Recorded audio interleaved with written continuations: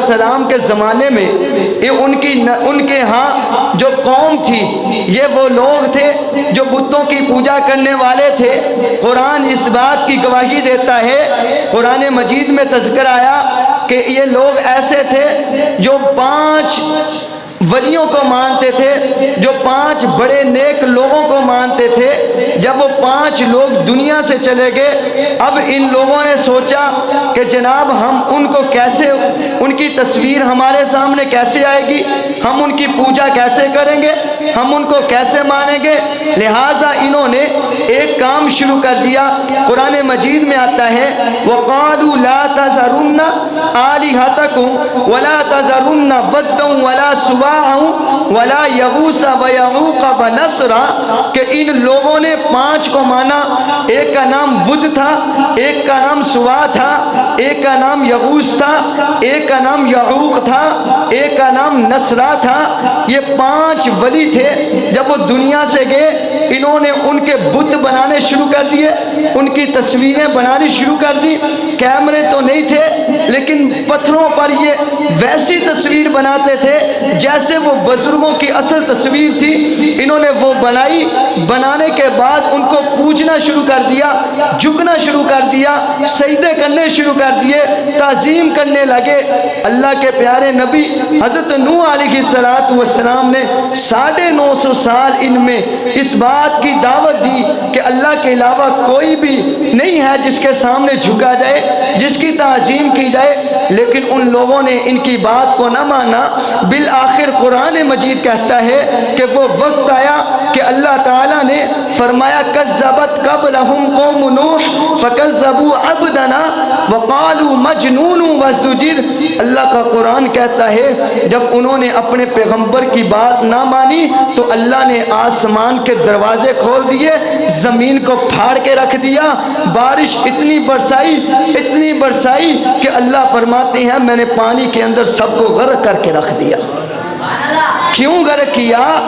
کہ انہوں نے پیغمبر علیہ السلام کی بات کو نہیں مانا، بلکہ کیا کیا؟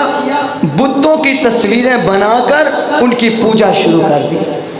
اب آپ یہ سمجھیں کہ بتوں کی تصویریں بنائی گئی، بتوں کی پوجا کی گئی۔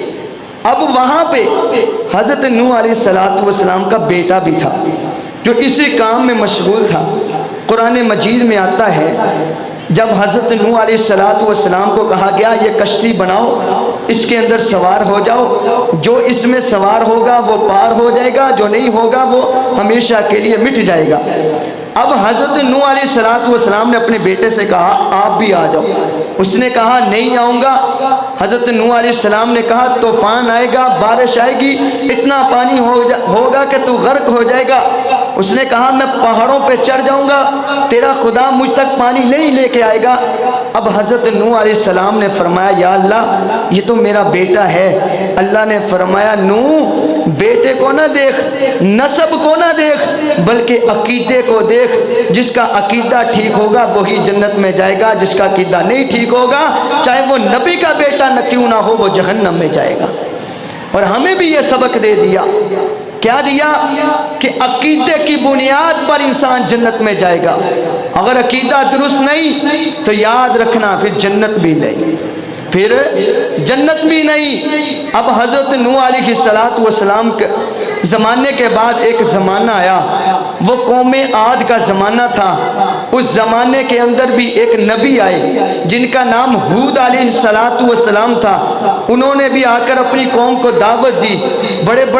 بہت بڑے نوجوان تھے جناب، وہ پہاڑوں کے اندر بڑی بڑی عمارتیں بناتے تھے۔ اللہ کے نبی نے ان کو دعوت دی، لیکن وہ بھی بتوں پر تصویر بنا کر اس کی پوجا کرنے والے انسان تھے، لیکن انہوں نے بات نہ مانی۔ اللہ کا قرآن کہتا ہے ہم نے ان کو بھی ہلاک کیا۔ کیسے کیا؟ قرآن کہتا ہے وَأَمَّا عَادٌ فَأُهْلِكُوا بِرِيحٍ صَرْصَرٍ آتِيَةٍ، ہم نے اتنی تیز آندھی چلائی کہ جو 7 راتیں 8 دن باقی رہی، اور صبح کو جب لوگوں نے دیکھا کسی کا وہاں نام و نشان نہیں تھا۔ اور اسی طرح اللہ کے قوم عاد کے بعد ایک قوم سمود آئی۔ قوم سمود، ان کے اندر اللہ نے ایک نبی بھیجا جس کا نام حضرت صالح علیہ السلام تھا۔ وہ آئے، انہوں نے بھی قوم کو دعوت دی، انہوں نے معجزہ بھی ایک ظاہر کیا کہ پہاڑ سے ایک اونٹنی نکلی، قوم نے دیکھا لیکن پھر بھی منکر ہو گئے، بات کو تسلیم نہ کیا، لیکن اللہ کے نبی نے اپنی دعوت کو جاری رکھا۔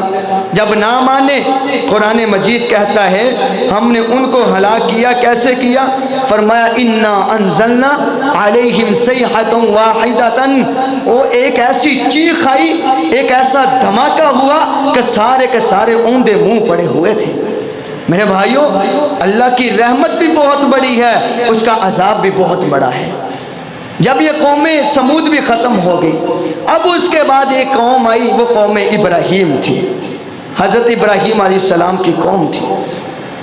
ابراہیم علیہ السلام کی قوم جہاں آئی، اللہ کے نبی جب ایک بت والے کے گھر کے اندر پیدائش ہوتی ہے، جو نبی بننا ہوتا ہے وہ سمجھدار انسان ہوتا ہے، اس کے اندر بچپن میں ہی وہی صلاحیتیں ہوتی ہیں جو ہمارے ہاں بڑوں میں نہیں ہوتی۔ اب حضرت نوح علیہ السلام نے، حضرت ابراہیم علیہ السلام نے اپنے باپ سے کہا، اے باپ، جن بتوں کی تو پوجا کرتا ہے میں ان بتوں کو نہیں مانتا۔ انہوں نے کہا کیوں؟ کہا کہ یہ تو تصویریں ہیں، یہ تم نے جو بنائی ہوئی ہیں پتھروں پر، یہ تم نے جو تراشی ہوئی ہیں پتھروں کو، میں ان باتوں کو نہیں مانتا۔ میرے بھائیوں، آج ہمارے ہاں بھی کچھ ایسا عمل پایا جاتا ہے۔ گھر گھر میں جا کر آپ دیکھیں، گھر گھر میں تصویریں ہیں۔ اب حضرت نوح ابراہیم علیہ السلام نے جب اپنے باپ سے مناظرہ کیا، سب سے پہلے ابراہیم علیہ السلام نے اپنے باپ کو دعوت دی، کہا اے باپ، وَإِذْ قَالَ إِبْرَاهِيمُ لِأَبِيهِ آزر، آزر باپ کا نام تھا، أَتَتَّخِذُ أَصْنَامًا آلِهَةً، آپ ایسے بت کی پوجا کرتے ہیں جو نہ آپ کو نقصان دے سکتا ہے نہ آپ کو نفع دے سکتا ہے۔ اس کے بعد ابراہیم علیہ السلام نے یہی پہ ہمیں بھی یہ سبق دے دیا کہ بھائیوں، سب سے پہلے اپنے گھر سے جو ہے محنت کو شروع کرو، سب سے پہلے اپنے گھر میں تربیت کو شروع کرو۔ وہ کیا ہے؟ ہم دیکھیں کہ ہمارے گھر میں اللہ اور اس کے رسول کے خلاف مرضی کے کوئی کام تو نہیں ہو رہا۔ اگر ہو رہا ہے تو ابراہیم علیہ السلام کے لیے طرح ڈٹ جانا چاہیے، کیونکہ علم ضروری، علم والے کی اتباع ضروری ہے، بڑے کی اتباع ضروری نہیں۔ آج ہمارے ہاں یہ ہوتا ہے نا، کوئی چھوٹا ہے وہ اپنے باپ کو نصیحت کرتا ہے، وصیت کرتا ہے کہ باپ جی ایسے نہیں ایسے مسئلہ ہے، تو باپ آگے سے کہیں گے تو کل جم کے آج مجھے سمجھانے لگ گیا۔ یہ تو ابراہیم علیہ السلام کے باپ نے بھی تو ابراہیم کو کہا تھا نا کہ آپ آج کی پیداوار ہیں اور ہم تو اپنے آباء و اجداد کے طریقے کو اپنا رکھے ہیں۔ ابراہیم علیہ السلام نے کہا تھا اے باپ، وہ علم جو میرے پاس ہے وہ تیرے پاس نہیں ہے، مجھے اللہ نے وہ علم دیا ہے، میں آپ کو اس کی طرف لے کے آنا چاہتا ہوں، اگر آپ اس علم کی طرف آگے تو آپ سیدھا راستہ پالو گے۔ لیکن باپ نے نہ مانی، اور اسی طرح پھر حضرت ابراہیم علیہ السلام نے اپنی قوم کو دعوت دی، اپنی قوم سے کہا، قرآن مجید میں آتا ہے کہ ابراہیم علیہ السلام نے کئی جگہ، 69 جگہ ابراہیم کا نام قرآن مجید کے اندر آیا، اور حضور علیہ السلام کی ذات کے بعد سب سے زیادہ جس کا درجہ ہے وہ ابراہیم علیہ السلام کا ہے۔ ابراہیم علیہ السلام نے قوم کو بھی دعوت دی اور انہیں سمجھایا کہ آپ ایسی بتوں کی پوجا کرتے ہو جو آپ کو نفع اور نقصان نہیں دے سکتے، میں تو ایسے رب کو مانتا ہوں جو موت بھی دیتا ہے، جو زندگی بھی دیتا ہے، جو مجھے کھلاتا بھی ہے پلاتا بھی ہے، جو مشرق سے سورج کو نکالتا ہے۔ ابراہیم علیہ السلام نے فرمایا کہ وہ مجھے بیمار کرے پھر مجھے صحت یاب بھی کرتا ہے، کل قیامت کے دن جو میرے گناہوں کو بخشے گا، میں تو ایسے رب کو مانتا ہوں۔ اور ہمیں یہ درس دے دیا کہ جناب ایسے رب کو مانو جس کے اندر یہ صفات پائی جائیں۔ اور اسی طرح ابراہیم علیہ السلام اور جتنے بھی انبیاء ہیں، ان کی قوموں پر جو عذاب آیا ہے، ہم نے اس کو بھی سمجھنا کہ ان کی قوموں پر عذاب کیوں آیا۔ صرف ایک بنیاد تھی، وہ کیا تھی کہ یہ تصویروں کی پوجا کرنے والے تھے، یہ تصویروں کی پوجا کرنے والے تھے۔ میں نے سب سے پہلے یہ بات کی، نوح علیہ السلام کی قوم نے جن کی تصویریں بنائی تھیں وہ اس وقت کے نیک انسان تھے، لیکن برباد ہو گئے، تصویروں کی پوجا کی ہے۔ میرے بھائیوں، آج ہمارے گھر گھر کے اندر یہ تصویریں لٹک رہی ہیں۔ اللہ کے نبی علیہ السلام آخری نبی تھے، ختم نبوت کی مہر میرے نبی پر لگی، لیکن میرا نبی جو ہے وہ شرک کا دروازہ بند کر کے گیا ہے، کیونکہ بعد میں کوئی نبی نہیں آنا تھا، اور ایسا دروازہ بند کیا، فرمایا کہ تصویر جس گھر کے اندر لٹکی ہوگی اس گھر پر اللہ کی لعنت ہوگی۔ ادھر میں ایک جگہ گیا ختم پڑھنے کے لیے، آپ اندازہ کریں کہ اس پورے گھر کے اندر اتنی اتنی بڑی تصویریں لگائی ہوئی تھی۔ اب وہ بندہ اندر بڑھ گیا ہے تو جا کے سب سے پہلے جن بزرگوں کی تصویر ہے جھک کر ان کی تعظیم کرتا ہے، سلام کرتا ہے، ان کے آگے ہاتھ پھیلاتا ہے۔ تو یاد رکھنا، یہ قرآن مجید سامنے پڑا ہے، اس کو بنیاد بنا کر میں آپ کو بات کر رہا ہوں کہ جس گھر کے اندر تصویر ہے، جس گھر میں کتا ہے، میرے نبی نے فرمایا اس گھر میں رحمت کے فرشتے کبھی نہیں داخل ہوتے۔ آج ہمارے گھر کے اندر چاہے اپنی تصویر کیوں نہ لٹک رہی ہو، چاہے ہمارے بھائی کی تصویر کیوں نہ پڑی ہو، چاہے کسی ولی کی تصویر کیوں نہ ہو، چاہے کسی نبی کی تصویر کیوں نہ ہو، ہم اپنے گھر کے اندر کسی کی تصویر لٹکا نہیں سکتے۔ کیوں؟ میرے نبی کا فرمان آ چکا ہے۔ جب میرے نبی کا فرمان آ جائے اس کے بعد کوئی چیز باقی نہیں رہتی۔ وہ ایک انسان تھا، ویسے لطیفے کے طور پہ آپ کو سناتا ہوں، حضرت شاہ اسماعیل شہید رحمت اللہ علیہ کے زمانے کی بات ہے۔ ایک بندہ تھا، وہ کتا اس نے ہاتھ میں پکڑا ہوا تھا۔ حضرت شاہ اسماعیل رحمت اللہ علیہ کے پاس آیا، آ کر کہتا ہے کیا یہ واقع حدیث ہے کہ جس گھر میں کتا اور تصویر ہو اس گھر میں رحمت کے فرشتے نہیں آتے، اس گھر میں فرشتے نہیں آتے؟ اس نے یہ مطلقاً کہا۔ حضرت شاہ اسماعیل رحمت اللہ علیہ جو تھے اس وقت چھوٹے تھے، لیکن اللہ نے ذہانت بہت زیادہ دی تھی۔ انہوں نے کہا کہ بھائی بات سنو، اللہ کے نبی نے یہ فرمایا ہے جس گھر میں تصویر لٹک رہی ہو، چاہے جس کی مرضی ہو، اور جس گھر میں کتا ہو شوقیہ طور پر پار رہا ہے، تو اللہ کے نبی علیہ السلام نے فرمایا اس گھر میں رحمت کے فرشتے نہیں آتے۔ کہنے لگا کہ میں اپنے ساتھ ایک کتا رکھتا ہوں ہر وقت، اس لیے کہ جس کے ساتھ کتا ہوگا اس کے پاس فرشتہ نہیں آئے گا، اس کو موت بھی نہیں آئے گی۔